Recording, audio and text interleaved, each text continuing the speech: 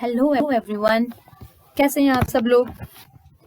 Alright, क्योंकि आप लोग के एग्जाम काफी नजदीक हैं, इसीलिए एक क्विक रिव्यू के लिए छोटा सा वीडियो बनाया है जो हिंदी में है। और इस वीडियो में हम लोग बुक में से लाइन बाय लाइन चेक करेंगे कि कौन कौन से क्वेश्चन एग्जाम में आ सकते हैं। तो पहला क्वेश्चन तो यही आ सकता है कि रिसोर्सेज क्या होते हैं। आप सबको पता है कि कोई भी वो चीज जो इंसान के लिए जरूरी है, जो उसके लिए फायदेमंद और लाभदायक है, वो एक रिसोर्स कहलाती है। लेकिन हर चीज रिसोर्स नहीं होती है। सिर्फ वही चीजें रिसोर्स होती हैं जो टेक्नोलॉजिकली एक्सेसिबल होती है, यानी कि वो चीजें रिसोर्स बन जाती हैं जिनको यूज करने के लिए हमारे पास टेक्नोलॉजी होती है। सेकेंड, इसे इकोनॉमिकली फीसिबल होना चाहिए, यानी कि जिस भी टेक्नोलॉजी को यूज करके हम रिसोर्सेस को निकाल रहे हैं, एक्सट्रैक्ट कर रहे हैं, वो इकोनॉमिकली फीसिबल होने चाहिए, यानी कि उस टेक्नोलॉजी को इस्तेमाल करने के बाद, रिसोर्स को लेने के बाद जब हम उसे बेचें तो हमें फायदा हो, राइट। एंड थर्ड, इसे कल्चरली एक्सेप्टेबल होना चाहिए, यानी कि किसी भी वस्तु को इस्तेमाल करते वक्त हम किसी भी इंसान को या किसी भी कम्युनिटी को नुकसान ना पहुंचाए, इसीलिए वो बहुत जरूरी है। अगर ये तीनों क्राइटेरिया हमारे मैच होते हैं तो हम किसी भी चीज को एक रिसोर्स में कन्वर्ट कर सकते हैं। तो रिसोर्स वो कोई भी वस्तु है जो इंसान के लिए लाभदायक है और टेक्नोलॉजिकली एक्सेसिबल है, इकोनॉमिकली फीसिबल है एंड कल्चरली एक्सेप्टेबल है, राइट। अभी एग्जाम में ये डायग्राम भी पूछा जा सकता है, तो हो सकता है कि ये डायग्राम आए और एक चीज मिसिंग हो, तो आपको मिसिंग एंड्स भरने होंगे, राइट। तो अभी आप इस डायग्राम में देख सकते हैं कि पहले एंड पे हमारे पास है physical environment, okay, second technology, third institution, और नीचे हेडिंग देखिए यहाँ पे क्या लिखा है। इन्होंने लिखा है कि ये तीनों चीजें आपस में इंटरडिपेंडेंट है। अभी यहाँ समझना बहुत जरूरी है कि इंटरडिपेंडेंट कैसे हैं, ये एक दूसरे पे कैसे डिपेंड करते हैं, राइट। तो जो हमारा फिजिकल एनवायरनमेंट, जो हमारा नेचर होता है, यानी कि जो हमारी प्रकृति होती है, हमें अपने रॉ मटेरियल वहीं से मिलते हैं। इन रॉ मटेरियल्स को इंसान टेक्नोलॉजी की सहायता से फिनिश प्रोडक्ट में कन्वर्ट करता है और फिर इंस्टीट्यूशन की सहायता से उसे पूरी दुनिया भर में फैलाता है, राइट। अगर इन्वायरमेंट नहीं होगा तो हमें रॉ मटेरियल नहीं मिलेंगे। अगर टेक्नोलॉजी नहीं होगी तो हम उन रॉ मटेरियल्स को फिनिश प्रोडक्ट में कन्वर्ट नहीं कर सकते, या फिर उन मिनरल्स को या उन चीजों को जमीन के अंदर से नहीं निकाल सकते हैं, राइट। और अगर इंस्टीट्यूशंस नहीं होंगे तो हम उन चीजों को दुनिया के बाकी लोगों तक नहीं पहुंचा सकते हैं। तो किसी भी चीज के लिए रिसोर्स होना इस बात पे भी तय करता है कि हमारे पास ये तीनों चीजें अवेलेबल हों, राइट। और इसीलिए ये तीनों चीजें एक दूसरे पे डिपेंडेंट है, ओके। सो इंसान इन सब में सबसे ज्यादा इंपॉर्टेंट रिसोर्स है, बिकॉज इंसान ही है जो अंत में इन सारी चीजों का इस्तेमाल करता है, राइट। तो इसे अच्छे से याद कर लीजिए, अच्छे से देख लीजिए। नाउ नेक्स्ट जो हम पढ़ेंगे वो है types of resources. So basically हम लोग रिसोर्सेज को क्लासिफाई करने की कोशिश कर रहे हैं, ठीक है। तो इसके डिफरेंट क्राइटेरिया होते हैं जिसपे हम रिसोर्सेज को क्लासिफाई करते हैं। पहला क्राइटेरिया जो हमारा होता है वो उनके ओरिजिन के बेसिस पे होता है, यानी कि वो किस तरीके से पैदा हो रहे हैं, रिसोर्सेज किस तरीके से हो रहे हैं, राइट। तो पहला, रिसोर्सेज वो होते हैं जिनमें जान होती है, जो सजीव होते हैं, ऐसे रिसोर्सेज को हम बायोटिक रिसोर्सेज बोलते हैं, राइट। फॉर एग्जांपल सारे फूल, पत्ते, पेड़ पौधे, सारे के सारे जानवर जो आपके फ्लोरा एंड फौना कहलाते हैं, ओके। फिर जलीय जीवन यानी कि fisheries and aquatic life, life stock, okay. ये सारी की सारी चीजें इंक्लूडिंग इंसान, हम सब बायोटिक रिसोर्सेस हैं, क्योंकि हम सजीव हैं, हम में जान है, तो हमारी उत्पत्ति जीवन के रूप में हुई है, तो इसलिए बायोटिक रिसोर्सेस हैं। दूसरे होते हैं एबायोटिक रिसोर्सेस। ये नॉन लिविंग होते हैं, यानी कि इनमें जीवन नहीं होता, and most of the time ये नेचुरल एंड ह्यूमन बींग्स दोनों के द्वारा बनाए जाते हैं, राइट। तो जैसे कि पत्थर हो गया, हवा हो गई, मेटल हो गया, ये सारी की सारी चीजें जो निर्जीव हैं लेकिन इंसान के लिए लाभदायक हैं, उसे हम एबायोटिक रिसोर्सेस कहते हैं। नाउ दूसरा क्राइटेरिया जिसपे हम रिसोर्सेज को क्लासिफाई करते हैं वो है on the basis of exhaustibility, यानी कि कोई भी रिसोर्स कितनी देर तक चलेगा, यानी कि उसके कितने समय तक वो लास्ट करेगा, राइट। उस बेसिस पे हमारे पास दो रिसोर्स होते हैं, renewable and non renewable. Renewable resources वो होते हैं जिनकी उत्पत्ति बार बार होती रहती है, ये एक बार इस्तेमाल करने के बाद खत्म नहीं होते हैं, राइट। जैसे कि आपका एग्जाम्पल ले लीजिए, solar energy, wind energy, water, forest and wild life energy, right. तो सूरज से प्राप्त ऊर्जा, हवा के द्वारा प्राप्त ऊर्जा, या फिर पानी के द्वारा प्राप्त ऊर्जा, ये सारे के सारे एग्जाम्पल है रिन्यूएबल रिसोर्सेज पे, क्योंकि ये कभी खत्म नहीं होते, ओके। और इनकी सप्लाई कॉन्टिन्यूअस होती है। दूसरा है नॉन रिन्यूएबल रिसोर्सेज। ये वो रिसोर्सेज हैं जिनको एक बार इस्तेमाल करने के बाद वो खत्म हो जाते हैं, नष्ट हो जाते हैं, और दोबारा से उनकी उत्पत्ति में बहुत लंबा समय लगता है, राइट। तो आपके एग्जाम्पल बहुत सारे हैं, इसमें भी सारे के सारे फ्यूल्स या फॉसिल फ्यूल्स हो गए, आपका कोल हो गया, पेट्रोलियम हो गया, तेल हो गया, राइट। ये सारे के सारे एग्जाम्पल हैं नॉन रिन्यूएबल रिसोर्सेज के। एक बार इस्तेमाल करने के बाद ये नष्ट हो जाते हैं। Alright, okay. एग्जाम में ये क्वेश्चन इस तरीके से आ सकते हैं कि वो आपको कुछ एग्जाम्पल दे देंगे और फिर आपको बोलेंगे कि इन्हें आइडेंटिफाई करो कि किस तरीके का रिसोर्स है, क्या ये रिन्यूएबल है या नॉन रिन्यूएबल है, या ये बायोटिक है या एबायोटिक है। तो इसके लिए बहुत जरूरी है कि आप इन सारे एग्जाम्पल्स को समझें। Okay, alright. Next is on the basis of ownership. हम लोग रिसोर्सेस किसके पास है या कौन उन रिसोर्सेस का मालिक है उसके बेसिस पे भी क्लासिफाई उनको करते हैं। तो on the basis of ownership हम उन्हें 4 भागों में बांटते हैं।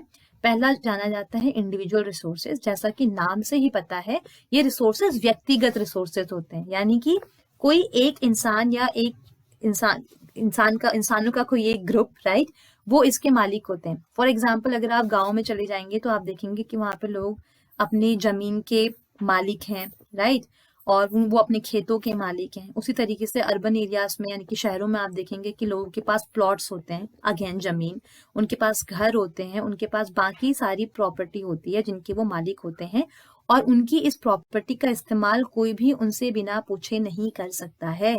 ऑलराइट, सो ये सारे जो रिसोर्सेस होते हैं इन्हें हम इंडिविजुअल रिसोर्सेस कहते हैं। ऑलराइट, दूसरे टाइप के जो रिसोर्स होते हैं वो होते हैं कम्युनिटी ओन रिसोर्सेस। इसका मतलब ये हुआ कि ना कोई एक इंसान बल्कि पूरा का पूरा शहर या पूरा का पूरा गांव इन रिसोर्सेस को इस्तेमाल कर सकते हैं, यानी कि ये समूह वाले रिसोर्सेस हैं जिनको सब लोग एक साथ एक तरीके से इस्तेमाल कर सकते हैं, राइट। तो अगेन हम देखेंगे कि अगर आप गांव एरियाज में चले जाएंगे तो वहां पे जो ग्रेजिंग ग्राउंड्स होते हैं, ग्रेजिंग ग्राउंड मतलब जंगल जहाँ पे गाय भैंस चरने के लिए जाती हैं, वो ग्रेजिंग ग्राउंड्स, बरियल ग्राउंड्स यानी कि शमशान गृह, ओके, या गांव का शादी का हॉल, राइट, या फिर एक कॉमन पॉन्ड, इन पर सबका हक है, यहाँ पे सब लोग जा सकते हैं और सब इसका इस्तेमाल कर सकते हैं। उसी तरीके से अगर आप शहरों में देखेंगे तो शहरों में भी ये सब चीजें होती है। फॉर एग्जाम्पल, जो आपके पब्लिक पार्क होते हैं, जो आपके पिकनिक स्पॉट होते हैं, ओके, आपके जो वाटर स्पोर्ट्स होते हैं, या ये सारी जो चीजें होती हैं, प्लेग्राउंड्स होते हैं, इन पे सबका हक है। यहाँ पे कोई एक बच्चा या उसके दोस्त नहीं खेल सकते, रादर सब लोग खेल सकते हैं। ओके, तो ये रिसोर्सेस कम्युनिटी रिसोर्सेस कहलाते हैं। उसी तरीके से अगला है नेशनल रिसोर्सेज। अगर देखा जाए तो जो भी एक देश की सीमा के अंदर होता है, उसकी बाउंड्री लाइन के अंदर होता है, वो एक नेशनल रिसोर्स होता है। यहाँ तक कि आप और मैं भी नेशनल रिसोर्स हैं। ओके, तो कुछ भी पेड़ पौधे, जानवर, झरने, नदियां, ये सारी चीजें जो एक देश की सीमा के अंदर हैं वो उस देश के रिसोर्स हैं। ऑलराइट, तो ये सारी चीजें हैं जो वहाँ के रिसोर्स होते हैं, लेकिन हम इसे बहुत ही टेक्निकल टर्म्स में लिखते हैं और ये एग्जाम में कई बार आता भी है। हम कहते हैं कि सारे के सारे मिनरल, सारे के सारे water resources, forest, wild life जो एक पॉलिटिकल बाउंड्री के अंदर आते हैं वो नेशनल रिसोर्सेज हैं। लेकिन उसके अलावा समुद्र में 12 नॉटिकल माइल्स तक, यानी कि देश की सीमा से और आगे 12 नॉटिकल माइल्स तक, जो लगभग 22.2 किलोमीटर होता है, यहाँ तक जो भी चीजें आती हैं वो भी नेशनल रिसोर्स कहलाती हैं। ऑलराइट, और अगर इस एरिया में कोई दूसरे देश के लोग आके रिसोर्सेस निकालने की कोशिश करेंगे तो उस देश के लोग उस पर कोई भी कार्रवाई कर सकते हैं, राइट। सो ये नेशनल रिसोर्सेज होते हैं। तो इन एग्जाम्पल्स को प्लीज याद कर लीजिए, इन फैक्ट्स को प्लीज मेमोराइज कर लीजिए, ये एग्जाम में आ सकते हैं। ऑलराइट, देन दूसरे रिसोर्सेज होते हैं international resources. Now international resources, जैसे नाम ही बता रहा है, ये वो रिसोर्सेज होते हैं जिसपे किसी देश का हक नहीं होता, बल्कि ये इंटरनेशनल रिसोर्सेज होते हैं, राइट। तो ये वो रिसोर्सेज होते हैं जो समुद्र में 200 नॉटिकल माइल्स के बियॉन्ड पाए जाते हैं। ओके, और इसे हम बोलते हैं एक्सक्लूसिव इकोनॉमिक जोन। इसका मतलब ये हुआ कि अगर इस जगह से कोई भी इंसान कोई रिसोर्स निकाल के उसका इस्तेमाल करना चाहता है तो उसे इंटरनेशनल बॉडी से परमिशन लेनी होगी, उसके बिना वो ऐसा नहीं कर सकता है। तो ये टर्म्स आपको याद करने पड़ेंगे, एक्सक्लूसिव इकोनॉमिक जोन, और आपको ये फिगर्स भी याद करने पड़ेंगे कि it lies beyond 200 nautical miles, यानी कि 200 नॉटिकल माइल्स के बियॉन्ड होता है। ओके, अभी हमारे पास एक और क्राइटेरिया है, वो है on the basis of development, यानी कि किस रिसोर्स का कितना विकास हुआ है उसके बेसिस पे भी हम उन्हें डिवाइड करते हैं।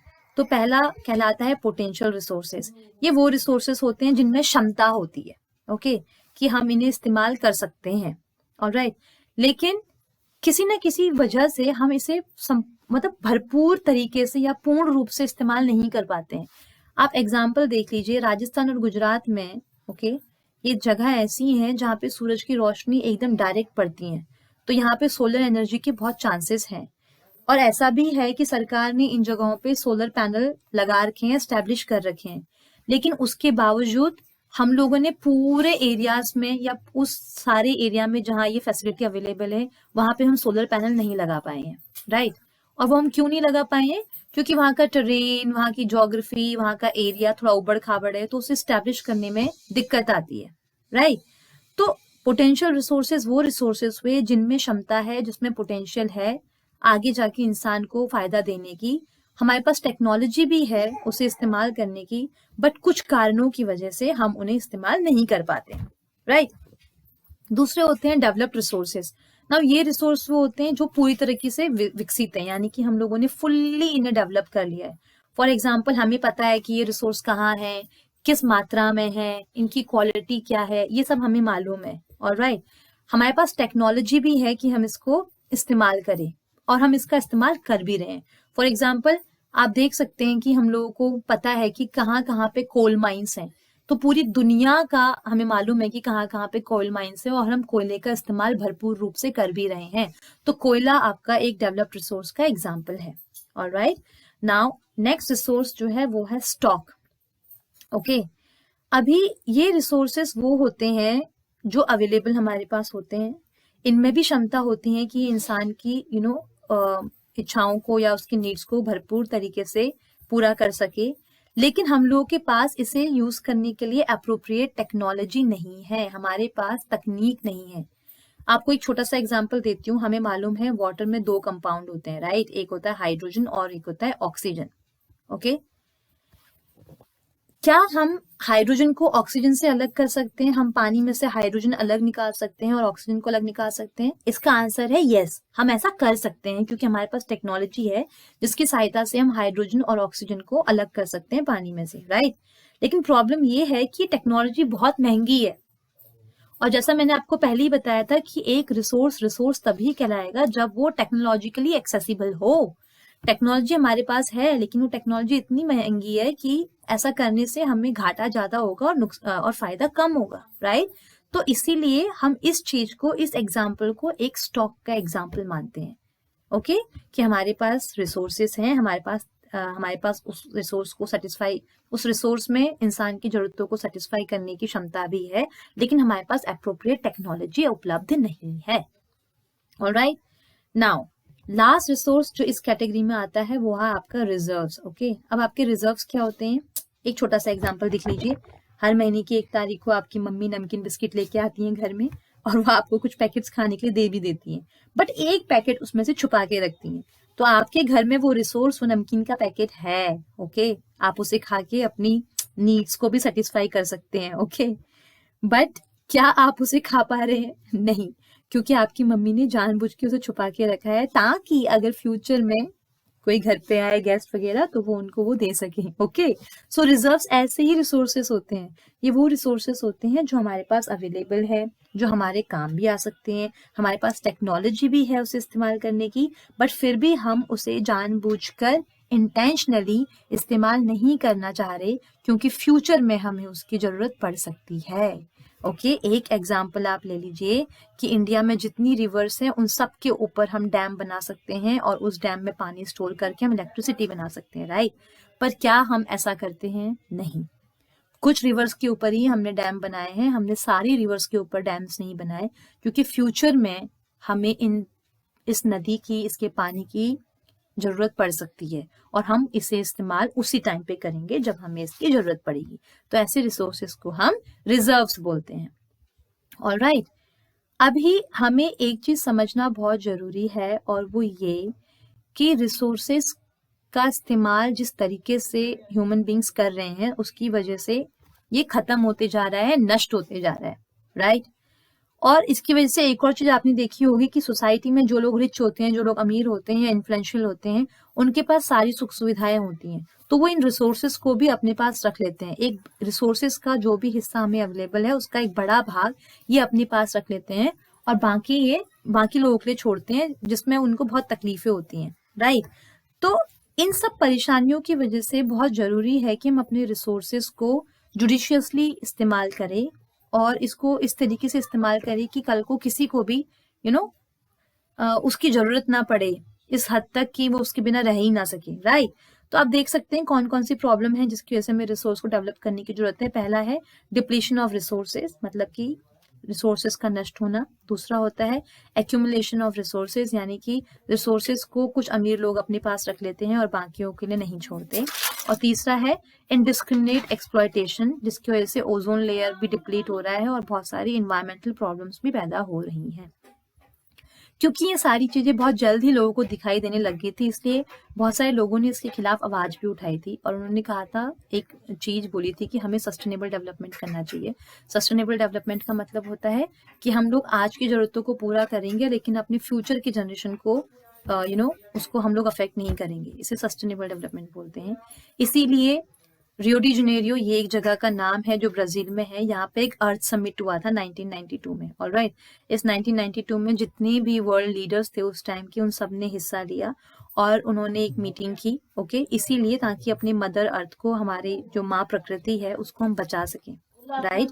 और इसी में उन्होंने एक एजेंडा लिया था जिसे हम बोलते हैं एजेंडा 21। अभी एग्जाम में हो सकता है कि ये आ जाए, वो आपको कुछ पॉइंट्स दे दें और पूछे कि ये किस एजेंडा में थे या ये क्या है। तो एजेंडा 21 एक्चुअली क्या है ये समझ लेना बहुत जरूरी है। ये एक डिक्लेरेशन है, ठीक है।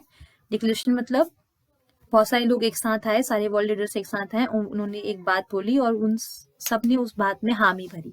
अब वो बात क्या थी? अच्छा, यहाँ पे एक और चीज याद कर लीजिए कि ये 1992 में हुआ था। ये एक यूनाइटेड नेशन कॉन्फ्रेंस था, ओके, जिसमें एनवायरमेंट एंड डेवलपमेंट के ऊपर UNCED, ये ब्राजील में हुआ था। एक प्लेस रियो डी जनेरियो के नाम से है वहां पे, राइट। इसका एम ये था कि इस एजेंडा 21 का एम ये था कि जितने भी इन्वायरमेंटल डैमेज है, यानी कि माँ प्रकृति को जो जो नुकसान हो रहा है, उसे हमें कम करना होगा और उसे माँ प्रकृति को बचाने के लिए हमें बहुत सारे तरीके अपनाने पड़ेंगे। पहला चीज ये था। दूसरा ये कहते हैं कि लोगों को गरीबी, बीमारियां या जो भी चीजें हो रही है ऑल ओवर द वर्ल्ड, हमें उसमें भी मतलब अपना कॉमन इंटरेस्ट दिखाना होगा और सबके लिए फाइट करने की जरूरत है, राइट। तीसरा उन्होंने कहा था कि अर्थ सबका है, किसी एक का तो नहीं है, सारे देशों का अर्थ है।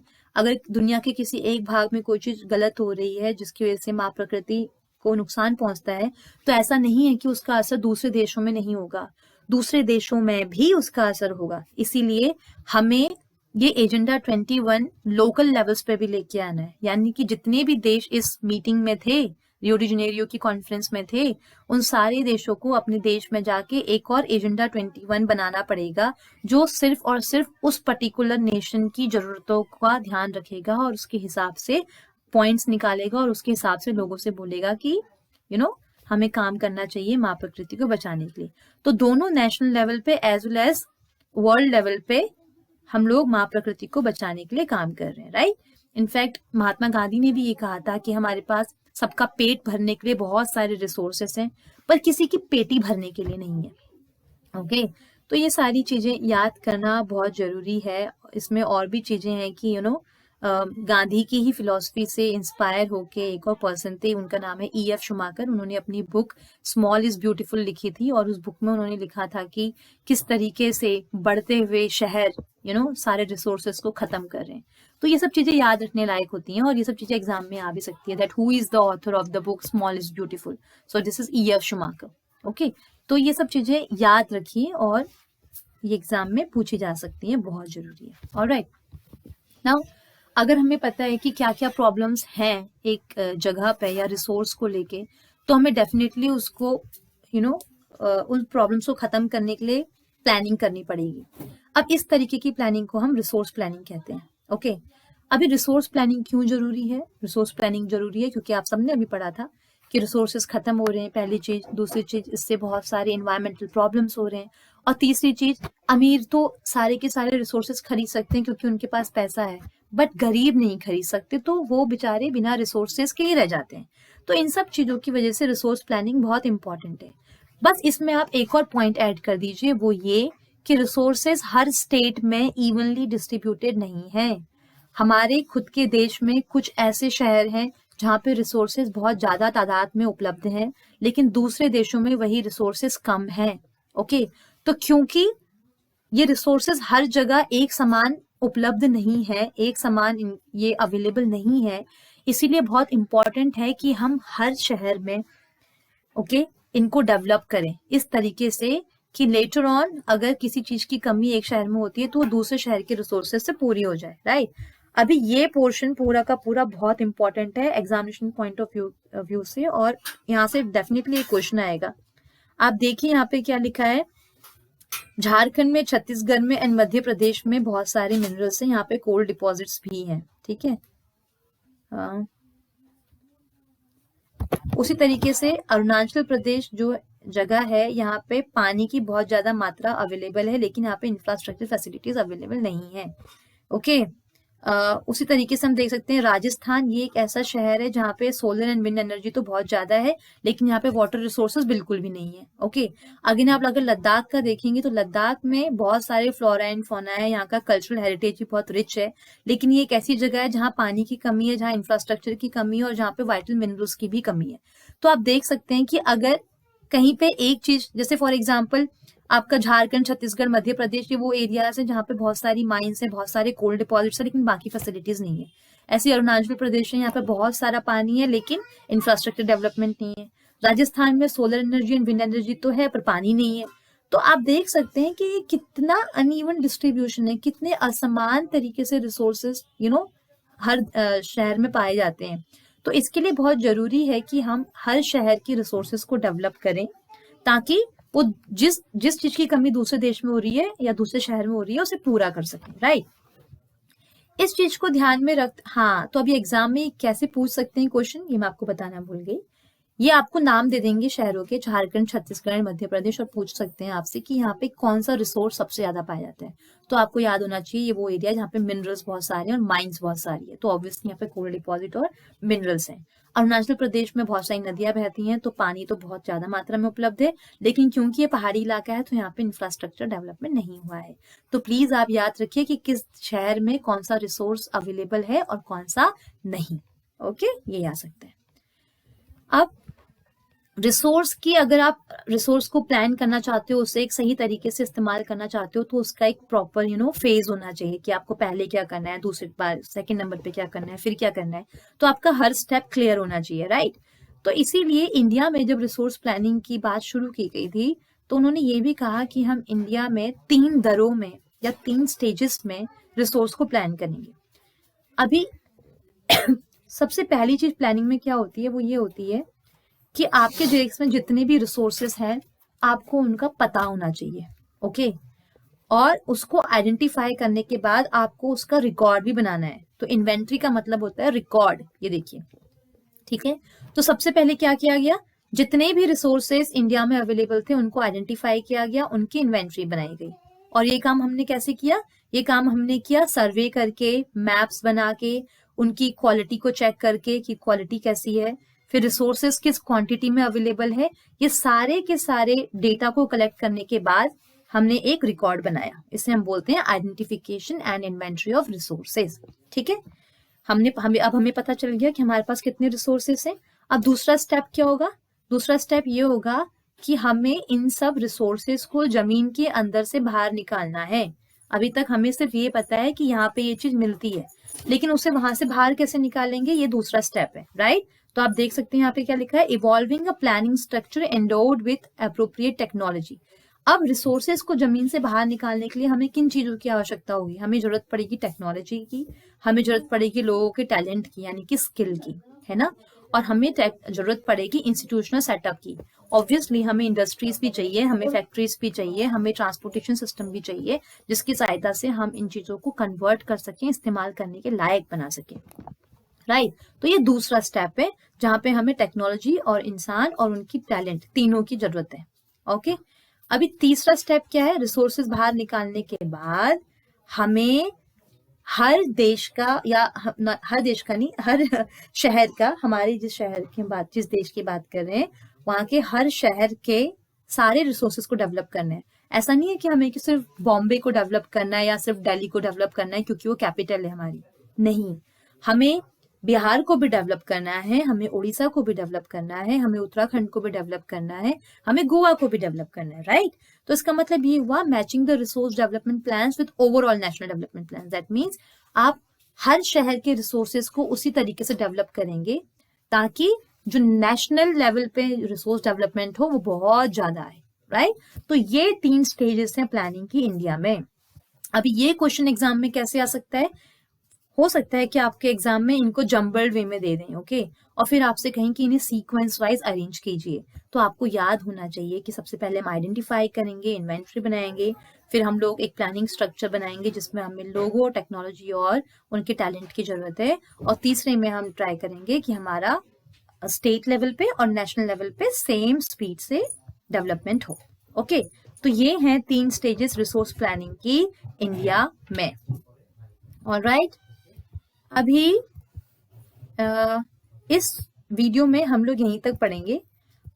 इसकी दूसरी जो वीडियो होगी वहां पे हम कॉन्जर्वेशन ऑफ रिसोर्सेज से स्टार्ट करेंगे, ऑलराइट, और हम पूरा पोर्शन कवर करेंगे। ओके, तो आज के लिए बस इतना ही। Stay tuned and keep following this channel. All right, I'm going to upload the next video very soon. Thank you so much.